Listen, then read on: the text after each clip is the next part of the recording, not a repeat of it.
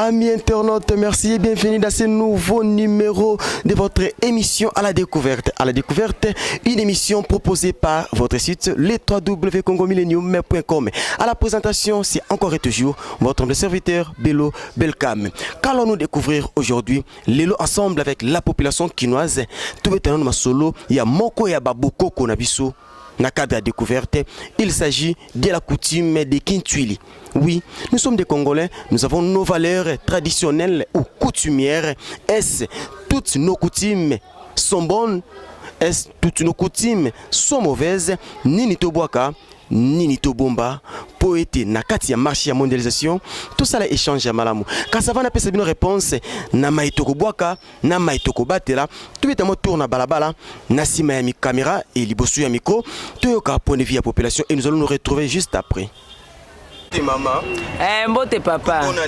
Comment on a maman Fatou? Maman Fatou, est-ce que yebi kutimo tubengaka ya Kitwili to li mabala ya Kitwili? Mabala Kitwili na yebi yango papa, eza mabala moko ya mabe. Eza li marana no mingi wapi? Eza na bato bandu na province ya bandu donc spécialement na banani baba yanzi nde bakolo biloko wana.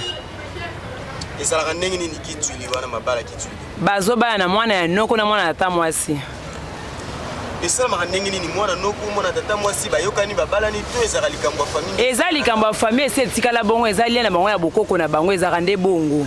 Échange rapete eza la akati lelo eza la modèle wana. Pona yo mabala Kitwili eza malamu to mabe. Eza mabe papa eza satanique démoniaque. Po nzamba lo biba mbala mbato mabusi na libota moko makile moko bako bala na te. Eza kibondoki. Conseil européen na bandeko ba soutenir kapé ba s'accrochera toujours na mabala Kitwili. Na européen ba conseil basi ka mpo eza eloko mo ba eza libanda ya liloba ya Nzambe. Conseil na pesa ba tika en tout cas bakata lien wana ba kina tana ba losambo bakata lien wana mwasi fa bala mobali na ye na libanda ndenge Nzambe alobi.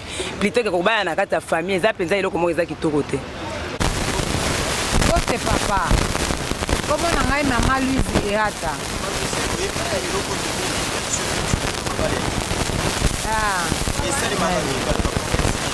Esala ma mingi na bayanzi na province ya Bandundu. Bon, Bukitudi ezali mwana tata mwasi na mwana ya noko. Esengela bango babalana nde babengi Kitudi. Bon, ezali selon coutume na bango, na bokoko na bango, ndenge basalela bokoko wana. Nde yango tobenga yango Kitudi, pona biso na monde lelo tobenga yango kindoki. Selon yo, est-ce que Kitudi wana eza malamu to eza mabe? Pona ngai Kitudi na obenga yango kindoki. Kindoki pona nini to mabe na ngweza na niboli? Mabe nango ezali po ndeko na ndeko bazobalana. Pe eza na ba conséquences ebele. Soki lokola Kitudi na akeba la famille mususu, donc Kitudi ne wana, il faut abando kufela bana, yango tobenga okindoki. Conseil no pesa na bato jusqu'à la bato bazali koti lelo kosalela Kitudi. Ezali kindoki, faut batika yango. Il faut que balana na mutu ya tribune mususu ou bien famille mususu wana nde eza malamu mais pona Kitudi eza kindoki na bato baza nango ti lelo fo batika. Bonjour ndeko. Oui, bonjour papa. Kombo nani? Kombo na Kadhafi. Ndeko Kadhafi oyebi eloko to bengi tradition to benga Kitudi. Na yebi Kitudi malamu. Esala na mingi na province nini? Na province ya Bandundu na province ya Baluba Kasai. Selon yo omoni na Kitudi na ndenge nini? Est-ce que ça va malamu to eza mabe? Bon, d'autre part eza bien, d'autre part pesa mabe. Ma Kitudi pe banda na lelo te biloko kala. Na be pas comme Moïse, to mona Moïse wa bala ba Sarah eza Kitudi. To mona ba Jacob alino sala route koto ya noro na ye musala ke bokola ba niama po abala mwasi babali se bana mibale na Kitudi. Donc bana noro ne mibale azu ya liboso ti akufi ya azu ya mibale. Kitudi ana mabete zala na osonde ko la kitoko boko lingala. Mais batu balobe za inceste. Ah, inceste nde ni bandaka ba Michael Jackson abala na baleki na États-Unis kuna ka ala Congo nde komi inceste. Mabe nango ah mabe nango il faut tuna bato baloba keza mabe nde ba koyeba.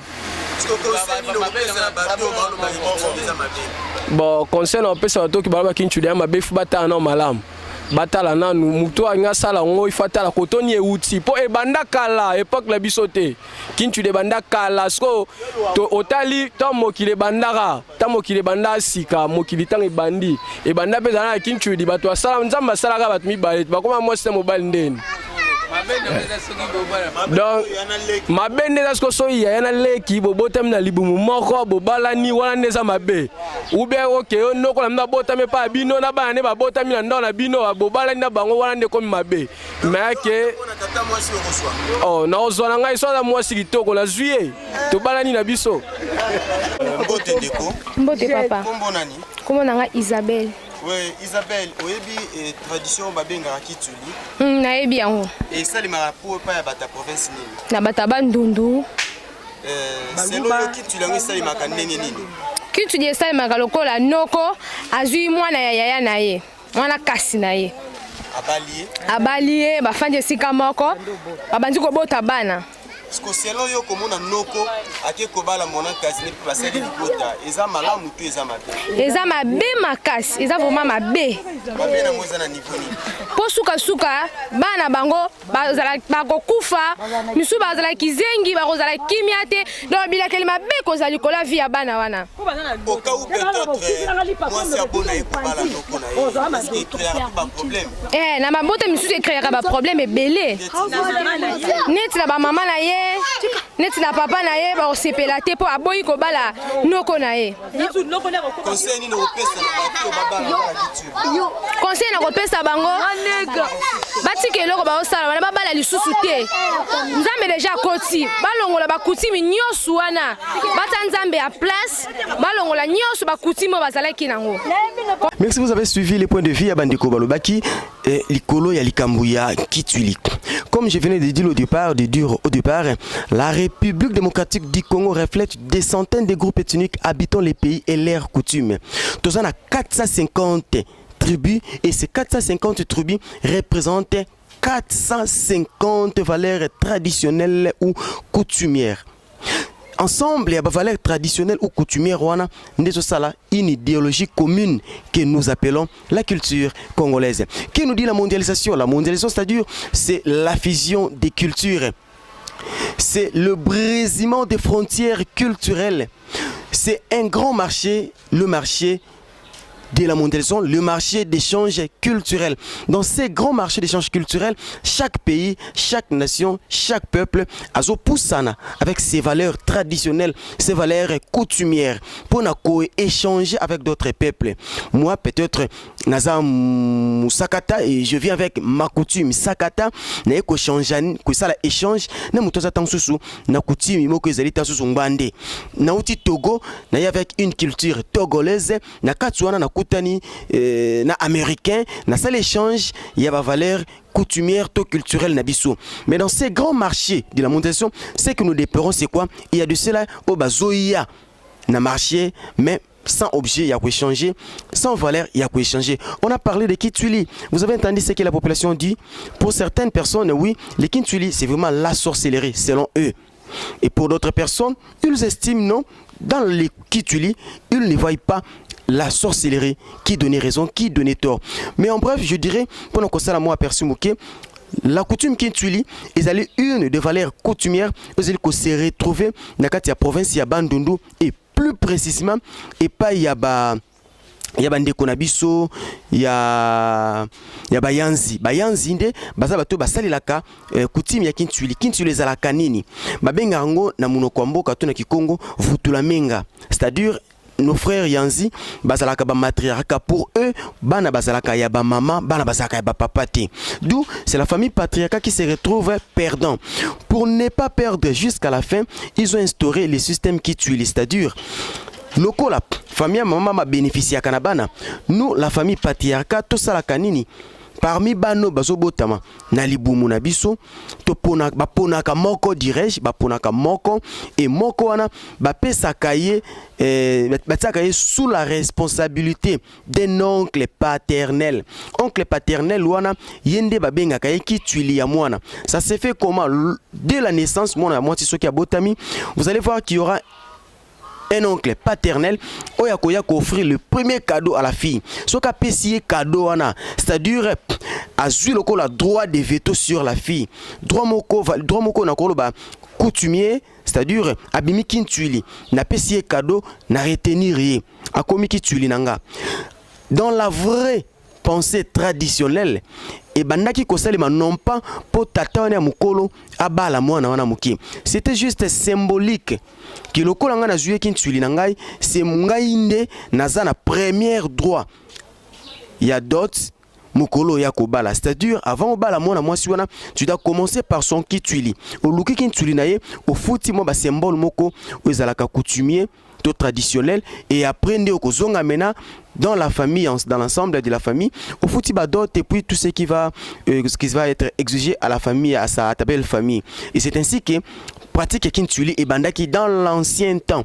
Malheureusement, les choses évoluent dans les bons sens comme dans les mauvais sens. Deux personnes mal intentionnées, meki kotia maboko, tomi sur la carte likamba kintuili, changer forme ya kintuili et kokoma jusqu'à présent. Un vieillard akoya, il décide à bon nom, à boy penza ko pesa mwana wana en mariage pas mutu mususu, il s'impose pour yemoka balaye. C'est à ce moment-là de mabezo kota na kati ya pratique ya kintuili. Moi je pense que la coutume kintuili ou la valeur kintuili n'est pas totalement une valeur à rejeter. S'il faudrait conserver la première pensée de kintuili comme c'est prévu dans l'ancien, comme il était prévu dans l'ancien temps, je ne vois pas les mal parce que c'est une valeur, on ne peut pas la rejeter. Sinon, les bayanzi, bakozanga et loko va présenter dans ces grands marchés planétaires, dans ces grands marchés d'échange culturels. D'où, c'est seulement question, il y a qu'à reformuler, c'est-à-dire, luttons contre toute pensée sorcellérique qui peut passer où qui peut il y a les kintuili wana toti kele kintuili comme étant quelque chose de symbolique, c'est-à-dire moi makazu moi masangambila moi masanga nini bapesa kawana, et puis on laisse la femme en mariage, on la fait marier, la fille plutôt en mariage, ou on la fait marier à une autre personne. Il y a des gens qui ont évoqué babiloko lokola Abraham, Kenaki, Abalaki, Sarah, ils ont invoqué batubele bele personnage belé ya Bible o babalaki ba cousine na bango. Bon, ça je ne vais pas vraiment entrer à débat na likambona. On en parlera avec un homme de Dieu qui le maîtrise encore en profondeur pour tout ébat. Qu'est-ce qui n'allait pas Natawana. Mais quant à moi, à ce qui concerne le kintuili, moi je dirais le kintuili des fois est bon et parfois mauvais. Mauvais na moment nini, mauvais na moment oyo yo mutu ya famille oza ko tenir au bal ndeko ya famille. Ça c'est condamnable. Na loba c'est faux, te décourager yango. Mais ce qui kozala na ndenge salemaka na bokoko kopesa seulement symbole pour mwana kende na libala, ok, là je serai tout à fait d'accord et je serai derrière les kintuili comme étant valeur coutumière à promouvoir dans ce 21e siècle. Merci, nous sommes arrivés pratiquement à la fin de notre émission. Nous vous le disons toujours, vous prétendez aimer Congo Millennium, mais qu'est-ce qui prouve que vous nous aimez? Si vous voulez nous prouver, nous faire preuve de votre amour, c'est simple. Côté na ba vidéo na biso, côté na site na biso na Congo Millennium, mais abonner, s'abonner à l'émission Nabiso, vous avez droit gratuitement à toutes nos nouvelles émissions. Vous avez toujours en actualité sans que tu payes un petit franc, je ne sais pas, congolais ou français ou un euro. C'est gratuitement. Il suffit de t'abonner. Et à part ça, il n'y a pas autre chose à faire. Tokomi Nasuka. Mais pour boucler, j'aimerais présenter quelques salutations. Ça, c'est toujours à la coutumière. Là, je vois directement. Elle, je l'appelle la première dame de l'Europe. Son nom, c'est Lydie Cress Kongi. Salut à toi, la première dame de l'Europe, Tantine Lydie Cress Kongi. Et pourquoi pas saluer celui qu'on appelle les leaders de tous les Français, oui, les motivateurs de tous les motivateurs. Il s'appelle Bob Cotterson, autrement dit Bobo Kota de Panama, veut dire la mec qui donne, c'est celle qui reçoit. Sans oublier, Yangai Mokonde contre elle, je la porte dans mon cœur. Elle s'appelle Patricia Kinduelo. Patricia Kinduelo, grand coucou à toi. La famille reste la famille, on ne sépare jamais la famille. Et pour finir, là je vais droit au but pour saluer Yangandeko. On l'appelle l'homme à Jenny Versace. Moutazo Sakanaka Salakana Bakusakana, Naba collection Jenny Versace, lui, c'est le Desingo, Désiré, Kiange Beni, Balobi Mukolo Kitubu, Mingi Minginde, Kitubu Eloba. Merci les bien là qui est bien pour nous Kolanda Bisso. Prenons rendez-vous pour les prochains éléments. Bye bye.